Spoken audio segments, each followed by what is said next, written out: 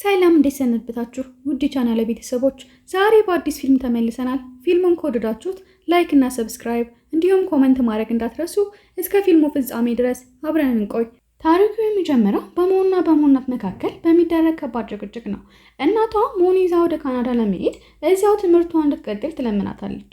ሞ ግን በፍጹም አትሰማም። ምክንያቱም ወላጆቿ ከተፋቱ ጊዜ ጀምሮ ሞ አንድ ነገር ተስፋ ታደርግ ነበር። አባቴና ወንድሜ ጂን አንድ ቀን መጥተው ይወስዱኛል፣ እንደ ድሮ አንድ ቤተሰብ እንሆናለን የሚል ህልም ነበራት። እናቷ የልጇን የዋህነት ስለምታውቅ እውነቱን ነገረቻት። ጂን ወንድምሽ አይደለም፣ አባትሽ የወለደው ሳይሆን ወላጆቹ በአደጋ ስለሞቱ ልጁ አድርጎ ያሳደገው ነው። አባቷም ሌላ ሚስት አግብቶ ልጅ መውለዱንና ወደ እርሷ መመለስ ምንም አይነት ፍላጎት እንደሌለው ነገረቻት። በዚህ የተሰበረችው ሞ እውነቱን በአይኑን ለማየት ወደ ታይላንድ ትጓዛለች። በአውሮፕላን ውስጥ በድካም ተኝታ ሳለ አጠገቧ የተቀመጠችና ናና የተባለች ልጅ ቀስቅሳ ትተዋወቃታለች። ለጉብኝት ነው የመጣሽው ወይስ እዚያው ነዋሪ ነች ስትል ጠየቀቻት። ሞም የህይወት ታሪኳን ለብዙ ዓመታት ያላየችውን ወንድሟን ፍለጋ የመጣች እንደሆነ ነገረቻት። ናና የቀለደች ቆይ ግን ወንድምሽ ቆንጆ ነው ብላ ጠየቀቻት። የሞ ፊት በደስታ በርቶ እንዲህ ስትል ገለጸችው። እሱማ በጣም ደግ፣ ቆንጆ፣ ጎበዝ ተማሪና በጭራሽ የማይቆጣ መልአክ ነው ስትል ነገረቻት። ነገር ግን በዚያው ቅጽበት ትዕይንቱ ይቀየራል። የሞ መልአክ ጂን ህገወጥ በሆነ የቦክስ መድረክ ውስጥ ደም በደም ሆኖ ይታያል። ህይወት ክፉኛ በብዙ ቀይሯለች። ጂን ጨካኝና በቁስል የተሞላ ሰው ሆኗል። ከባድ ድብድብ ካደረገ በኋላ በድል ወጣ። በዚያው ቅጽበት ስልኩ ጠራ። አባቱ ነበር። እህት እየመጣች ነው፣ አየር ማረፊያ ሄደ ተቀበላታል። ጂን በመስታወት ራሱን አየው። ፊቱ ላይ ያለው ጠባሳና የቆሰለው ገጽታ እህቱ ከምትጠብቀው ተቃራኒ ነበር። በማግስቱ ሞ አየር ማረፊያ ደረሰች። ጂን በር ላይ እየጠበኩሽ ነው የሚል መልእክት ላከላት። በደስታ እየሮጠች ስትመጣ የታክሲ ሹፌሮች ከበው ሊያስገቧት ሲታገሏት አንድ ድምጽ ከኋላ ተሰማ። ተዋት፣ እሷ ከኔ ጋር ናት የሚል ድምጽ። ሞ ዞር ስትል ያየችው ሰው ግራ አጋባት። ይህ በእጁ ላይ ላይተር የያዘና ፊቱ በጠባሳ የተሞላ ሰው ማን ነው? ጂን ቀረብ ብሎ ምን ነው አላወቅሽኝም? አባትሽ ነው እንድቀበልሽ ላከኝ አላት። ሻንጣውን ተቀብሎ ወደ መኪናው ሲወስድ ሞ ግን ባለችበት ደርቃ ቀረች። ይህ ነገር ሁሉ መቼና እንዴት ተከሰተ ብላ ማሰብ ጀመረች። በመኪና ጉዞው ላይ ሞ ጥያቄ መጠየቅ አላቋረጠችም። መኪናው ያንተ ነው ወይስ ሰርቀኸው? ትምህርትስ ለምን አቆምክ? ጂን ግን በዝምታ ከሁለተኛ ደረጃ በኋላ አቆምኩ አላት።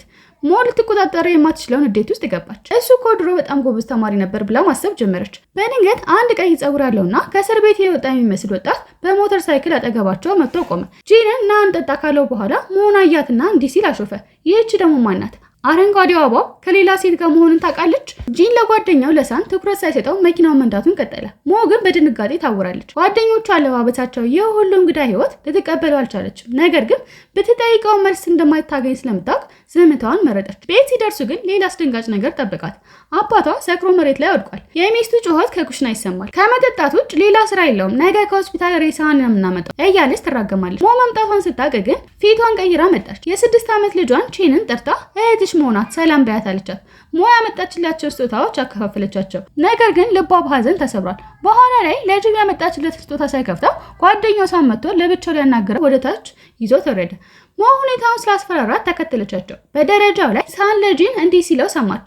መሞት ፈልጋል ወይስ መኖር ሰልችቷል? የሞ ስጋት ጨመረ። ጂን አደገኛ ነገር ውስጥ እንደገባ እርግጠኛ ሆነች። ሳን ሞን ሲያያት ፈገግ ብሎ የስምሽ ትርጉም ጨረቃ ወይም ደግሞ ሌሊት ማለት ነው አይደል ብሎ ጠየቃት። ወደ ስራ ቦታ ነኝ፣ አንድ ትልቅ ሚስጥር እነግርሻለሁ ብሏት ሄደ። በዚያው ምሽት ሞ እርቦኛል ብላ ለጂን መልእክት ላከችለት። ጂን አሳ ቤት ይዟት ሄደ። የሚገርመው ለአመታት ባይገናኙም የምትወደውን ምግብና ሽንኩርት እንደማትወድ አሁንም ያስታውሳል። ነገር ግን ስለ ህይወቷ ምንም አልጠይቃትም። ለምን እንደጠፋም አልነገራትም። ሞ ትዕግስቷ ተሟጦ አንተ ካልጠይቀኝ እኔ እጠይቅሃለሁ በማለት ጥያቄ አዘነበችበት። ምን እየሰራህ ነው? ፊትህ ምን ሆነ? ትምህርትስ ለምን አቆምክ? ጂን ግን ባጭሩ በልቼ ጠጥቼ እኖራለሁ፣ ይህ ይበቃል አላት። በዚያ መሃል ጓደኛው ፉንክ ለምን ድግሱን ጥላ ከሴት ጋር ትሆናለህ እያለ ያሾፍበት ጀመረ። ሞ ተናዳ መብላት አቆመች። ወደ ቤት ሲመለሱ ሞ አሁንም ጥያቄዋን ቀጠለች። ይህች አረንጓዴዋ የተባለችው ማናት? ፍቅረኛ ናት? ጂን መልስ ሳይሰጣት ጥቂት ሰዎች ሊደበድቡት መጡ። ፎንክ የሞተር ሳይክል ቁልፍ ወርውሮለት እህትህን ይዘህ ሂድ እኔ ጨርሰዋለሁ አለው። ሞ በሞተር ከጀርባ ሆና ስትሄድ ምንም እንኳን ሁኔታው አስፈሪ ቢሆንም ከጂን ጋር በመሆኗ ብቻ ደስታ ተሰማት። ቤት ሲደርሱ ጂን በቁጣ ወደ እርሷ ጠጋ ብሎ በጣም ጠያቂ ነሽ፣ ፊቴን ካየሽ ጀምሮ ጥያቄ አላቆምሽም አላት። ሞ በድንጋጤ ወደ ክፍሉ አገባች። ግን እረፍት አላገኘም። ከጓደኞቹ ጋር ሊጠጣ ሲሄድ አንድ የደረሰው መልእክት ፊቱን ቀያየረው። የኦን ወንበዴ ቡድን አባቱን አግቶታል። ጂን በፍጥነት ወደ ቦታው ሲሄድ ከአንድ አስፈሪ ሴት ጋር ፊት ለፊት ተገናኘ።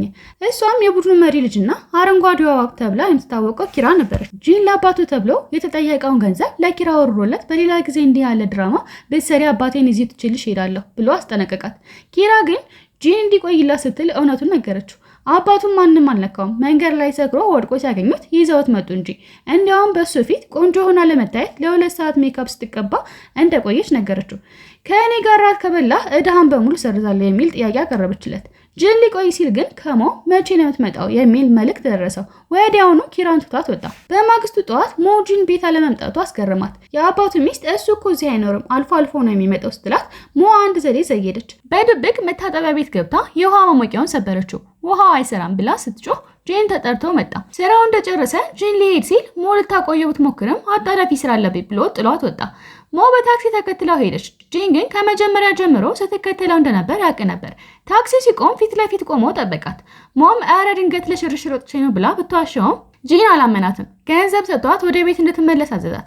ሞ ግን ተስፋ አልቆረጠችም። በአጋጣሚ ጂንን ፍለጋ የመጣውን ፉንግን አገኘችውና ከጂን ጋር እገናኝ ነበር የታክሲ ስላላገኘውን ያቆየኝ ብላ አታለለችው። ፉንግን ምንም ሳይጠረጥር ወደ ጂን ወሰዳት። ጂን በድብቅ የቦክስ መድረክ ውስጥ ለከባድ ፍልሚያ እየተዘጋጀ ነው። በዚህ መድረክ ከፍተኛ የገንዘብ ውድድር ይደረጋል። የሚገርመው የሞ አባትም እዚያው ነበር። ነገር ግን ልጁን ጂንን ሳይሆን ተቃዋሚው ቢንግን ነበር የሚደግፈው። በመካከላቸው ትልቅ ጠላትነት አለ። ጂን ወደ መድረኩ ከመግባቱ በፊት አንድ ስውር ሰው የአህነ ቤተሰቦች ለአመታት በድለውሃል፣ አሁን የምታደርገው የተወሰደብህን ለመመለስ ያለውን ያስታውሳል። ፋንግ ሞን ይዞ ሲመጣ ሞ ወንድሟን በመድረኩ ላይ ደም በደም ሆኖ ስታየው ማመን አቃታት። አሁኑኑ አስቁሙት ብላ ብትጮህም ማንም የሚሰማት አልነበረም። በጨዋታው መሃል ቢንግ ጂንን ክፉኛ መታው። ጂንም ተዝለፍልፎ ወደቀ። በዚያ ቅጽበት ግን የሞን ለቅሶና ድምፅ ሰማ። ይህ ድምፅ አዲስ ጉልበት ሰጠው። ተነስቶም ቢንግን ቀጠቀጠውና ድል አደረገ። ጨዋታው እንዳለቀ ጂን ከመድረኩ ዘሎ ወርዶ ሞን ይዟት ወጣ። ኪራ በንዴት አበደች። ፋንግም ይህች ልጅ ማናት ብላ ብትጠይቀውም እውነቱ ሊነግራት ባለመፈለጉ በጥፊ መታችው። በመኪና ውስጥ ሞ ማልቀሷን አላቆመችም። ይህንን ሁሉ ዓመታት ስጠብቅ ነበር፣ ግን ለአንተ መኖሬ ምንም እንደማይጠቅምህ አሁን ተረዳው ስትል በቁጭት ነገረችው። ጂን ግን ዝምታን መረጠ። ለራሱ እንኳን ማስረዳት የማይችለው ብዙ ሚስጥሮች በውስጡ ተቀብረዋል። ጂን ውድድሩን ለማሸነፍ በከባድ ልምምድ ላይ ነው። የጃፓን ሰራሽ መኪናውን ልዩነት ለሳን እያስረዳ ትክክለኛውን የአነዳድ ስልት ያሰለጥነዋል። በዚያው ቀን ሞ ከአውሮፕላን ውስጥ ካገኘቻት ጓደኛዋ ከናና ጋር ተገናኝተው ትምህርት ቤት ልትሄድ ስትል በክብር ሰሌዳው ላይ የጂንን ፎቶ አየችው። ጂን ጎበዝ ተማሪ እንደነበር ስታረጋግጥ ልቧ በኩራት ተሞላ። በኋላም ወደ ስራ ቦታው ሄዳ ሲጋራ ማጨስ ለጤና መጥፎ ነው በማለት በቁጣ ነገረችው። በተጨማሪም ከእንግዲህ ወንድሜ ብዬ አልጠራም፣ ያንን ስም አትመጥነውም ስትል አስደነገጠችው። ጂን በሞ ባህሪ ግራ ተጋባ። አንዴ ስትቀርበው፣ አንዴ ደግሞ ፊቱን ማየት ስትጠላ፣ ሳን ግን ሴቶችን ማን ይረዳቸዋል ብለክ ነው ብሎ መከረው። ሞ ግን በድብቅ ሳንን ጂን ፍቅረኛ አለው ብላ ጠየቀችው። ሳንም መልሶ ያለው ቁልፍ መያዣው ላይ ነው አላት። ጂን ከሚስጥራዊ ሰው ጋር በድብቅ ተገናኝቶ ለውድድሩ የ2 ወር ጊዜ እንዳለው ነገረው። በሌላ በኩል ሳን መኪናውን መንዳት ሲያቅተው ሞ በአንድ ሙከራ አሳካቸው። የአባቴ ዘር ነው ስትል በኩራት ተናገረች። አባቷ ሰካራም ከመሆኑ በፊት ጎበዝ መካኒክ እንደነበር አስታወሰች። ናና ሞን ይዛ ወደ ዘመዷ ልደት ድግስ ሄደች። በዛም የጂንን ስሜት ለመፈተሽ አንድ ዘዴ አሰቡ። ሞን ከሌላ ወንድ ጋር ፎቶ አንስተው ለጂን ላኩለትና ስልካቸውን አጠፉት። ጂን ፎቶን ሲያይ በቅናት ተቃጥሎ ወደ ድግሱ ቦታ ሄደ። በዚያ መሃል ግን የጂን ጠላቶች ሞን አግኝተው የእውነት እህቱ ነሽ እያሉ መጠጥ ጋበዟት። መጠጡ ውስጥ ግን የፒች ጭማቂ ነበረበት። ሞ ደግሞ ለፒች አለርጂ ነበረባት። ሊን የተባለ ወጣት ሞ ሊረዳት ሲሞክር ጂን ደርሶ በቦክስ መታው። ነገር ግን የሞ አንገት በፒች አለርጂ ምክንያት ቀልቶ ሲያየው ወዲያውን ወደ ሆስፒታል ወሰዳት።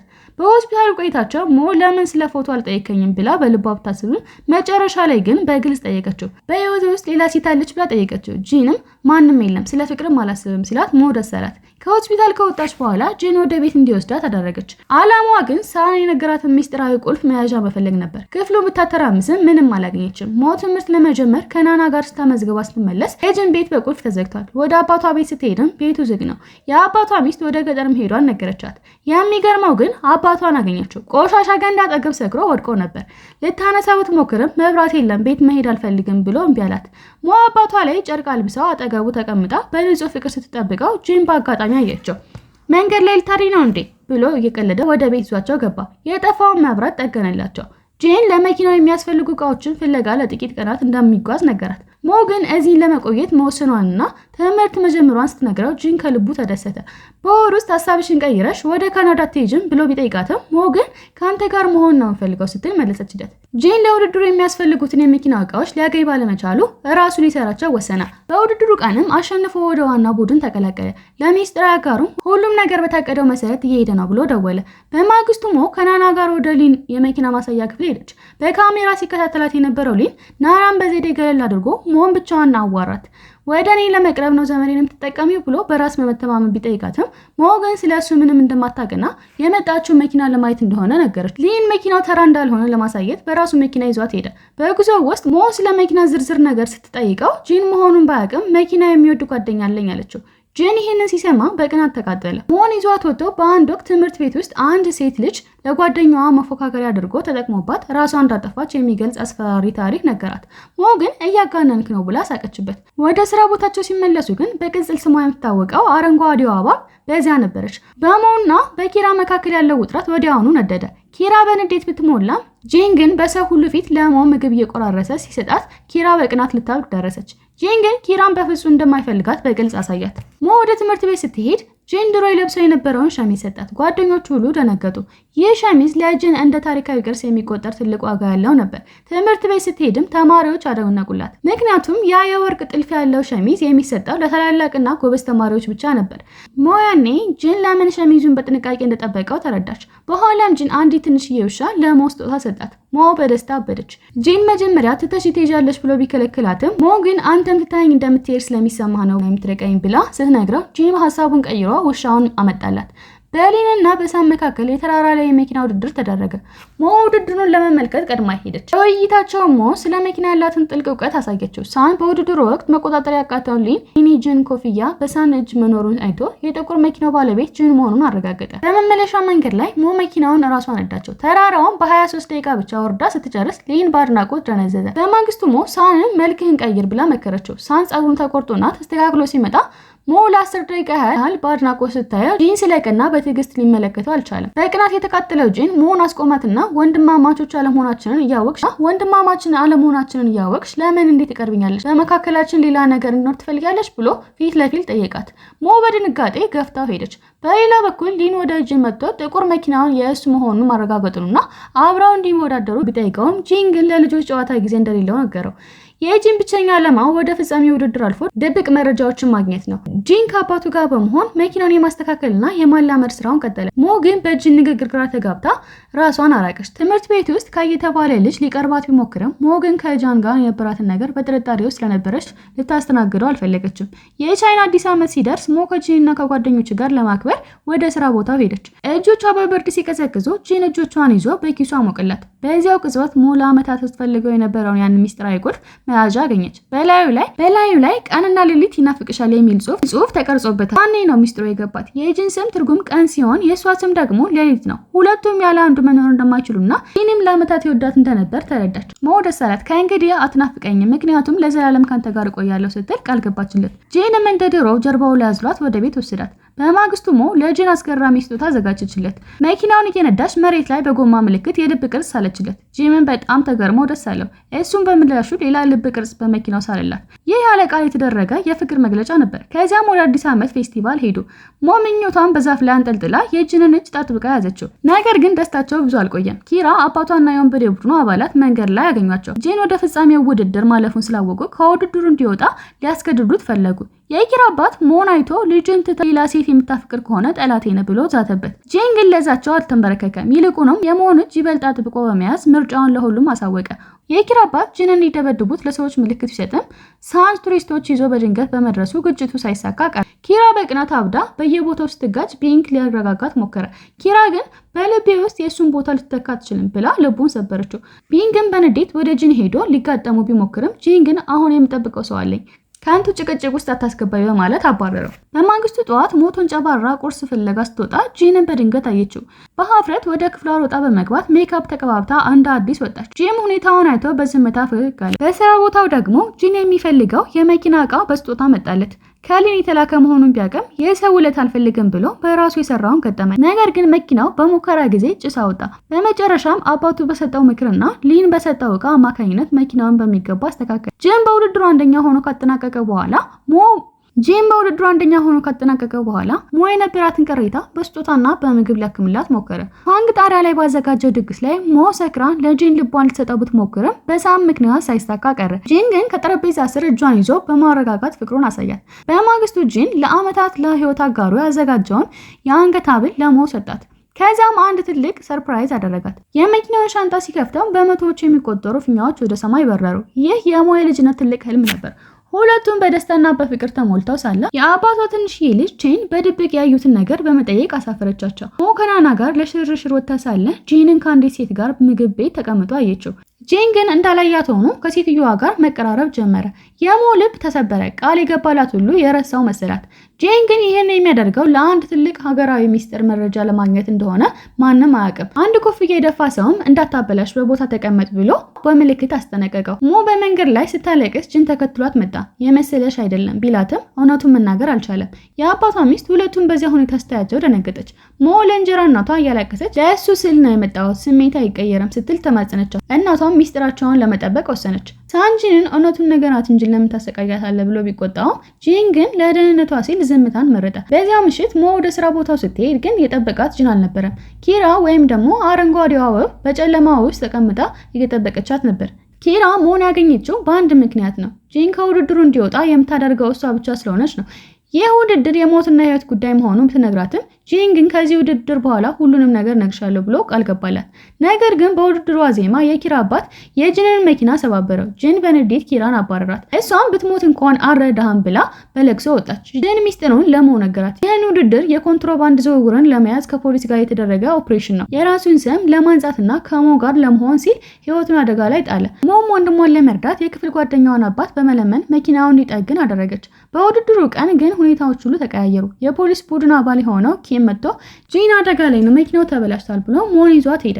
ሞ ወደ ውድድሩ ቦታ ለመድረስ በኪራ ፊት ተንበርክካ ለመነች። ነገር ግን ዘግይታ ነበር። የጂን መኪና ፍሬን አልሰራም ብሎ መኪናው ተገልብጦ በእሳት ሲጋይ ሞ በአይኖቹ አየች። ጂን ከአደጋው ተረፈ። ነገር ግን የአከርካሪ አጥንቱ ላይ በደረሰ ጉዳት ምክንያት መንቀሳቀስ አይችልም። ሞ ወደ ካናዳ እንድትሄድና ህይወቷን እንድትመራ ሲል እየሄድኩ ነው ስልኬን እቀይራለሁ የሚል የውሸት መልእክት ላከላት። ሞ ለ3 ዓመታት በካናዳ ብትቆይም ጂንን መርሳት አልቻለችም ነበር። ከ3 ዓመታት በኋላ ሞ ወደ ቻይና ተመለሰች። አባቷና ጓደኞቹ ጂን እንደጠፉ ቢነግሯትም በአጋጣሚ ጂን በቅርቡ ታይቶ እንደነበር ሰማች። ሁሉም ሲዋሿት እንደነበር አወቀች። የድሮ ቤታቸው ሊገዛውን የፈለገው ሰውም ራሱ ጂን እንደነበር ደረሰችበት። ሞ ጂንን አገኘችው። አሁን የራሱ ካፌ አለው። ሞ ግን ፍቅረኛ አለኝ እያለች ልታበሳጨውና ልትበቀለው ሞከረች። ጂንም በእውነተኛ ፍቅረኛ ያላት መስሎት በቅናት በሐዘን ተዋጠ። ሞ ጂንን ቤት አድራሻ አግኝታ ሄደች። በሩን የከፈተችላት ሴት ግን ሞን ፈልገሽ ነው የመጣሽው ግቢ ብላ በራስ በመተማመን ስታናገራት ሞ ደነገጠች። ሴትዮዋ ቤቱ ውስጥ እንደ ልቧ ስትዘዋወር እንዲያውም ልትታጠብ ስትገባ ሞ ይህችማ ሚስቱ መሆን አለባት ብላ አሰበች። የሞ ልብ በድጋሚ ተሰበረ። ሞ በጭንቀት ተውጣ ሳለ ያቺ ሴት ከሻወር ወጣች። ሞም ትዕግስት አጣ ሚስቱ ነሽ ስትል ጠይቀቻት። ሴትዮዋም ሳቅ ብላ የጂን ሚስት አይደለሁም እኔ እኮ የሳን እጮኛ ነኝ። ጂን ለጥቂት ቀናት ቤቱን አበድሮን ነው ስትላት ሞ ፎይታ ተሰማት። ጂን በዚያው ሰዓት ወደ ቤት ገባ። ሞ አሁንም ፍቅረኛ አለኝ በሚለው ድራማ ልታበሳጨው ብትሞክርም ጂን ግን ነገሩ ሁሉ ውሸት እንደሆነና አሁንም እንደሚወዳት በማግስቱ ጂን ሞን ይዟት ወደ ድሮ ቤታቸው ሄደ። ቤቱን የገዛው እሱ እንደሆነና ለአመታት ያጠራቀመውን ገንዘብ በሙሉ ለዚህ እንደዋለው ነገራት። ስለ አደጋውና ስለ ዝምታ ይቅርታ አላት። ሁሉም ነገር ያደረኩት ላንቺ ስል ነው፣ የተሻለ ህይወት እንድትኖሪ ፈልጌ ነው ሲል የልቡን ነገራት። ሞም ለአመታት የጠበቀችው እውነት ይህ እንደነበር ገለጸላት። ሁለቱም ተቃቅፈው አለቀሱ። የ3 ዓመት የናፍቆት ግድግዳ ተደረመሰ። ጂንም ካፌውን ይበልጥ አሳድጎ በሞ ስም ሰየመው። አባታቸው ከመጠጥ ርቆ ከቤተሰቡ ጋር ታርቆ ነበር። ኪራም ቢንግን አግብታ አዲስ ህይወት ጀመረች። ሞ እና ጂን ደግሞ በዚያው በልጅነት ቤታቸው በሲካሞር ዛፎች መሃል ቀንና ሌሊት እንደሚተካኩ ሁሉ የማይነጣጠሉ ሆኑ። ሞ ጂን ፊቱን ሲያዞርባት ሁሉንም ነገር አውቃለሁ፣ ስለ ሕክምና፣ ስለ ስቃይና ስለ ህመም ሁሉ ደርሼበታለሁ ስትል እያዘነች ነገረችው። ጂን ግን ደካማ ሆኖ መታየት ስለማይፈልግ ተበሳጨ። በመካከለኛው የምህር ፌስቲቫል ወቅት በከባድ ትኩሳት ሆስፒታል ቢተኛም ሞ እንዳትጨነቅበት ሚስጥር አደረገው። ከአደጋው በኋላ ጂን መኪና መንዳት አቁሞ ነበር። በልቡ ውስጥ ትልቅ ፍርሃት ተፈጥሮ ነበር። ነገር ግን በአንድ አጋጣሚ ሞ የተሳፈረችበት አውቶቡስ አደጋ የደረሰበት መስሎ ሲደነግጥ ውስጣዊ ስሜቱ ፍርሃቱን አሸነፈው። ሞን ለማዳን ሲል መኪናውን አስነስቶ በፍጥነት ነዳ። ሞ ሰላም ሆኗን ሲያቅ እፎይታ ተሰማው። እሷም ጂን ዳግም መኪና መንዳቱን በመቻሉ ተደነቀች። ምሽት የጂን አዲስ ህልም የተወለደበት ነበር። ቀሪ ዘመኑን ከሞ ጋር ለማሳለፍ ወሰነ። በሚቀጥለው ወር ሁለቱም ወደ ካናዳ ተጓዙ። የሞ እናት መጀመሪያ ላይ ጂንን ደስ እያላት አልነበረም የተቀበለችው። ጂን ግን ተስፋ ሳይቆርጥ እንደ ባህሉ የወርቅ ስጦታዎችን አቅርቦ ሞን ለማግባት ፈቃዷን ጠየቀ። እናቷ መጀመሪያ ላይ ብታንገራግርም በኋላ ላይ ግን ጂን በአትክልት ስፍራ ውስጥ ሲረዳትና ስለ አበባዎች ያላትን እውቀት ሲያደንቅላት ደስ አላት። ጂን የእናቷ ጠላት ሳይሆን እውነተኛ ጠባቂዋ መሆኑን ተረዳች። አውሮፕላን ማረፊያ የተሸኛቸውም ጂን በልጅነቱ ይመኘው የነበረውን በእጅ የተሸመነ ሻርፕ ስጦታ ሰጠችው። በዚያው ቅጽበት ጂን ለሞ የጋብቻ ጥያቄ አቀረበላት። እሷም በደስታ እሺ አለችው። ወደ ቤታቸው ሲመለሱ ከጓደኞቻቸው ጋር በመሆን ያለፈውን መከራና ትዝታ እያነሱ አከበሩ። በሰርጋቸው ቀን ጂን ሞን በሞተር ሳይክል ይዞ በመጥፋት የልጅነት ህልማቸውን አሳኩ። ጂን አሁን ያ አደገኛ የግዴለሽ ወጣት አይደለም። በቤት ውስጥ የሚጠብቀው ውድ ሰው ስላለ በሰላም መመለስን ተምሯል። ሞ ደግሞ ደካማ ጎኑ ሳይሆን መሪውና አጽናኙ መሆን ትፈልጋለሁ ስትል ቃል ገባች። ጂን ህይወት ከሞ ጋር ሁሌም በአዳዲስ አስደሳች ነገሮች የተሞላች ናት ሲል፣ ሞ ደግሞ የፊታቸውን ረጅም መንገድ እያየች ሚስተር ጂን ቀሪ ዘመንህ ከኔ ጋር ማሳለፍ ትፈልጋለህ ስትል ጠየቀችው። ጂንም ፈገግ ብሎ አዎ አላት። ብቻውንም አይመለስም። ከዚህ በኋላ መንገዳቸውም መድረሻቸውም የወደፊት ህልማቸውም አንድ ነው።